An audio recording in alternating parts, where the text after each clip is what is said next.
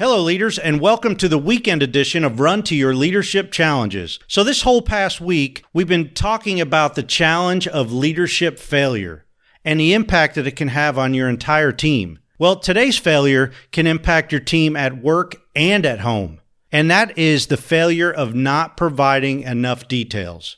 So let's start out by making this relevant to your leadership style or your leadership at home. Think about the last time that you and your spouse and or your family completed some kind of project around the house where everybody was involved. How did that go? Was that all smooth sailing? Or, was it kind of rough? Were all the family members well aware of all the details? Did everybody have a clear picture of what the project was going to look like at the end when it was completed? Or did some of you kind of figure it out as you went?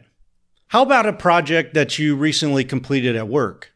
Does every team member on your team know all the details or know as many details as possible of what the final project is going to look like? Or are some team members maybe left in the dark?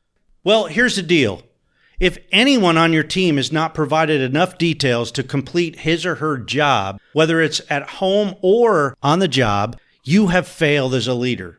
Now, I know that sounds harsh, but as a leader, it's your job to ensure that your people are set up for success. And one of the biggest failures a leader can make is not providing crystal clear details at the beginning of a project to every team member. The more details that you can provide to your team members, the better. Because as your team members begin to see the project take shape, they'll see exactly how they're contributing to the final product.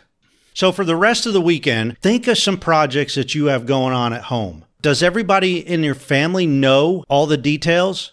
Have you set them up for success, or are they working blind? Hey, the bottom line is no details will equate to team members who will always produce below their potential. Because if they're not seeing how they fit in, and if they're not seeing how they need to produce and what they need to produce, they're not going to live up to their full potential. So, I hope you enjoyed today's episode. As a reminder, if you want a little extra value each day, please check out my YouTube channel, Current Leadership Coaching, to watch the video version of this show. Now, it's a little longer, but you'll get extra value and you'll see all my double takes and bloopers and all that other stuff. Please join us on Monday for a brand new week of leadership challenges. Next week, we're kind of going off the grid and we're going to be talking about sexual harassment. As always, thanks for listening. And until Monday, run to your challenges.